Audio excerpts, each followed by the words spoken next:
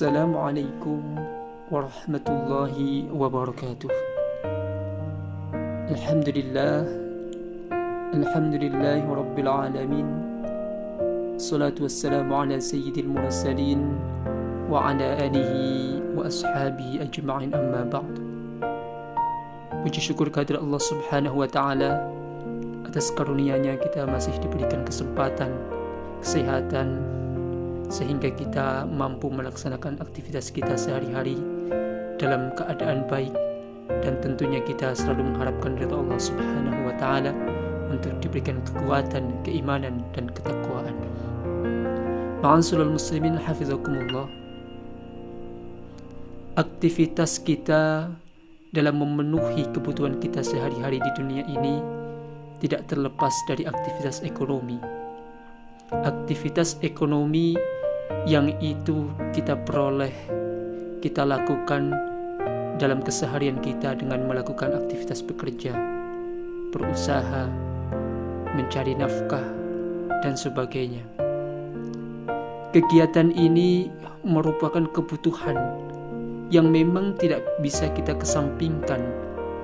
Ketika manusia tidak mau bekerja, tidak mau berusaha, maka tentu kebutuhan dasarnya tidak akan tercukupi.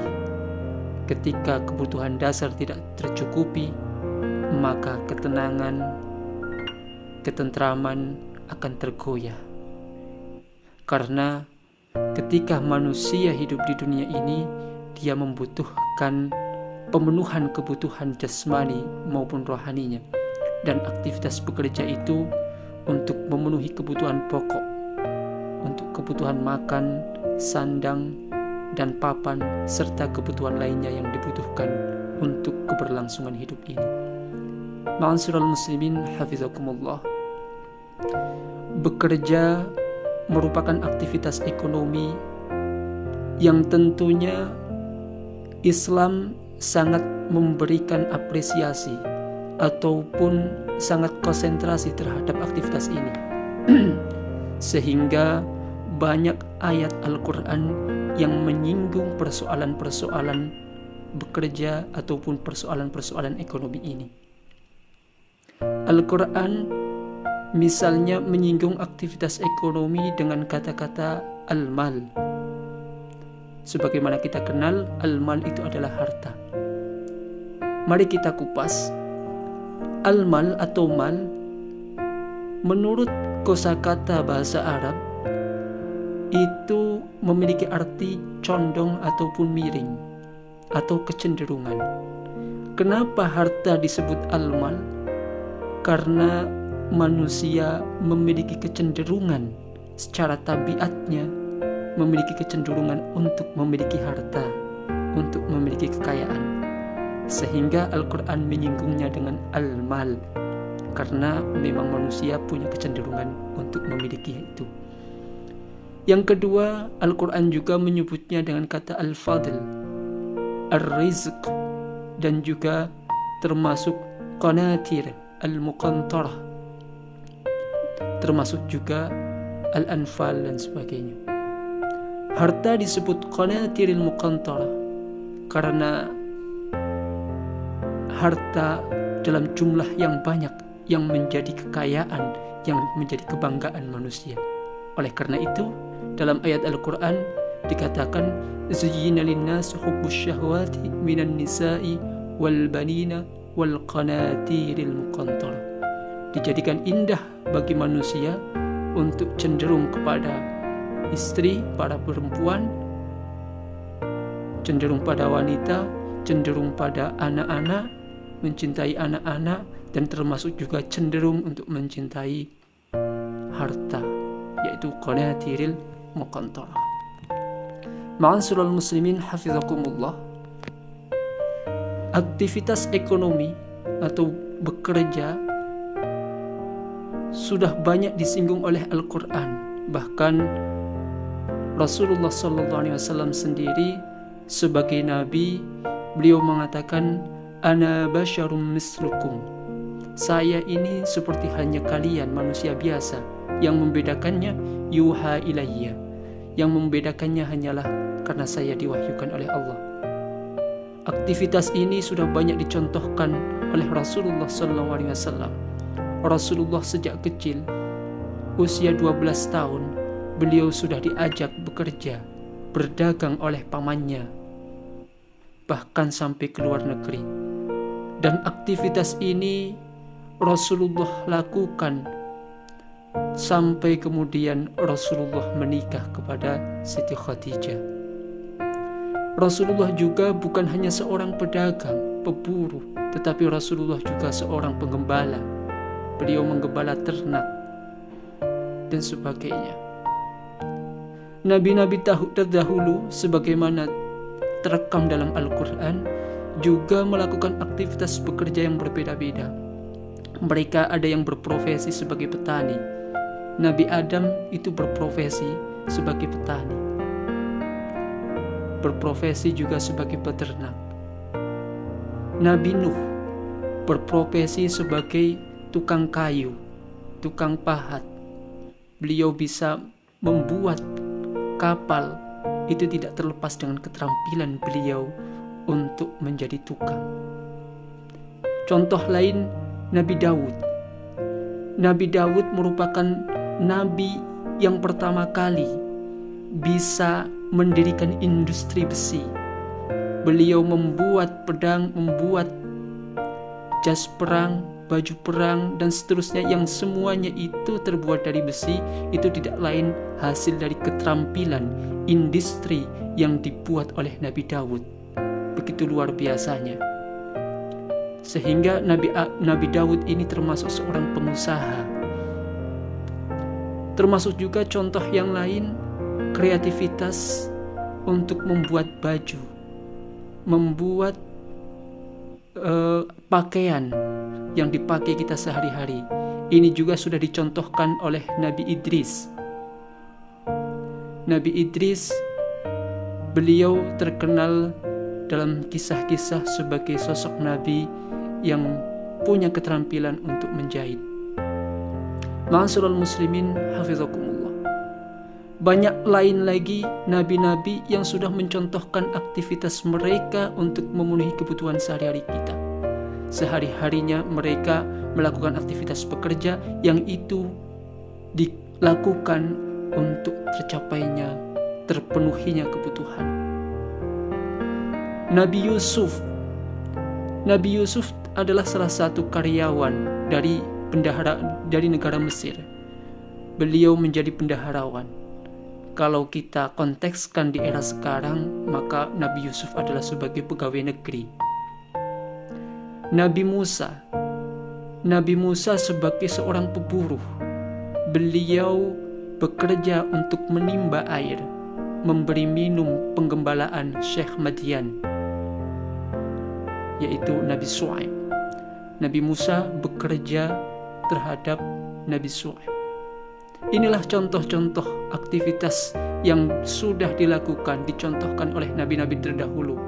Dalam artian, mereka ada yang menjadi petani, ada yang menjadi peternak, ada yang menjadi pengusaha, ada yang menjadi pedagang, ada yang menjadi pemburu, pegawai, dan sebagainya.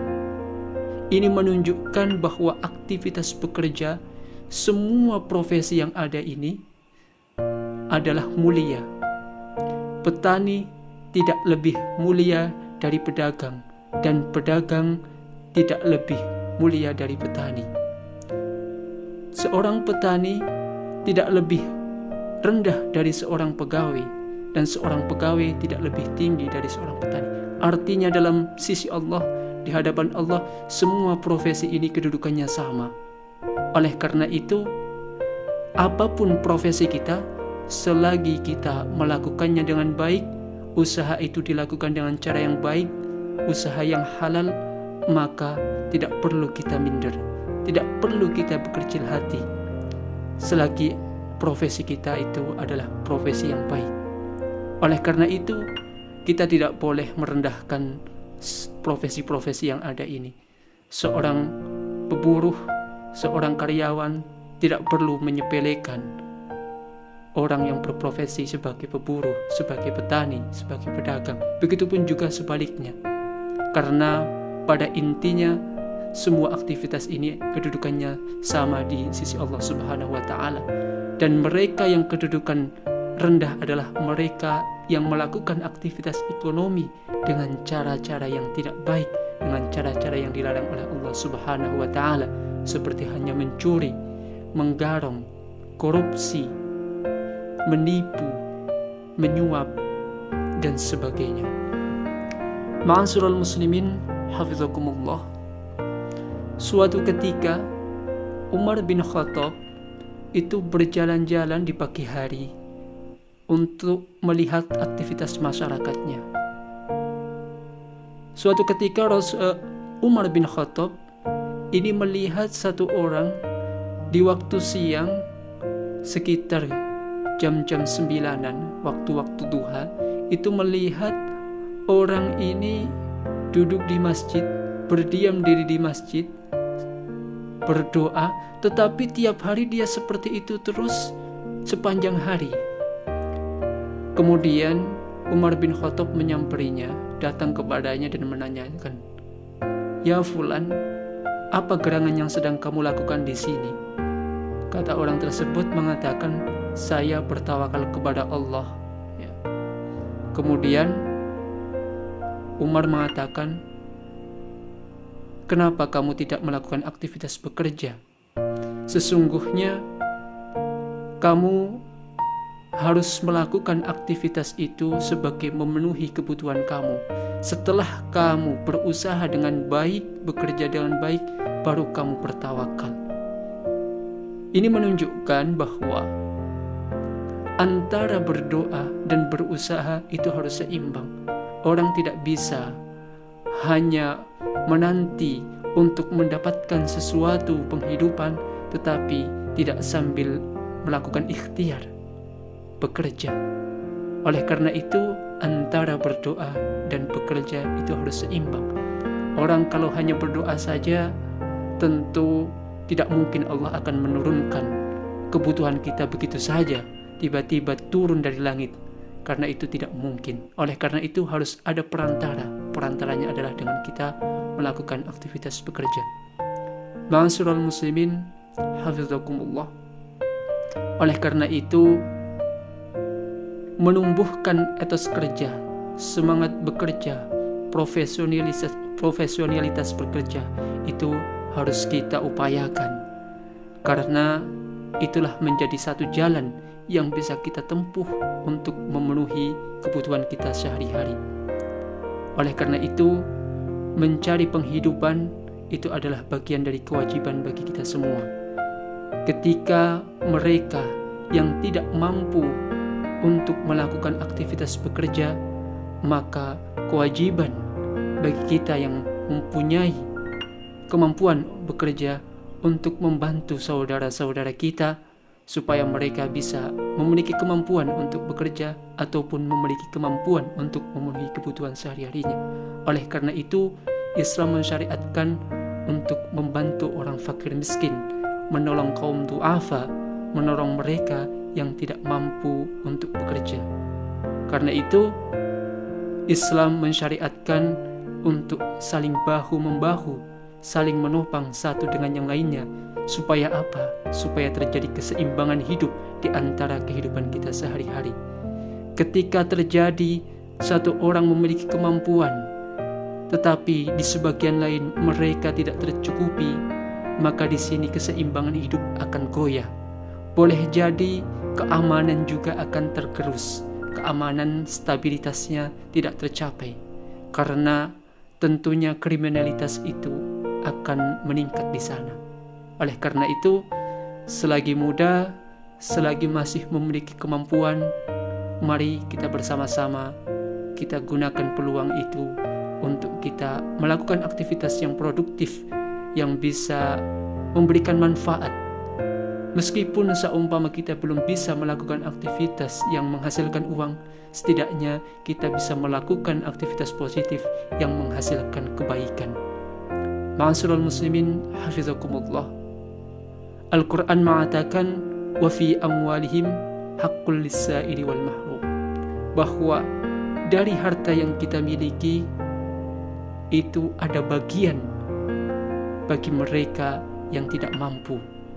Oleh karena itu, Islam menganjurkan untuk bersedekah bagi mereka yang sudah memiliki kemampuan, terpenuhi kebutuhannya, dianjurkan untuk bersedekah, berzakat, berinfak. Karena setiap harta yang kita miliki itu ada hak bagi orang lain, yaitu adanya syariat zakat itu guna untuk mensucikan apa yang kita miliki dari harta kita.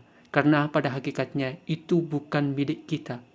Harta yang kita miliki adalah titipan Allah Subhanahu wa Ta'ala yang dikaruniakan kepada kita. Kita tidak bisa mencipta, tetapi kita hanya bisa mendayagunakan apa yang sudah ada dari potensi yang ada di dunia ini. Oleh karena itu, karena semua itu adalah milik Allah, kita kembalikan, kita gunakan, kita berdayakan sebaik-baiknya untuk memenuhi kebutuhan kita dan tentunya sebagai bekal mencapai ridha Allah Subhanahu wa Ta'ala. Ma'asyiral muslimin hafizakumullah. Semoga apa yang disampaikan bermanfaat. Akhirul kalam. Assalamualaikum warahmatullahi wabarakatuh.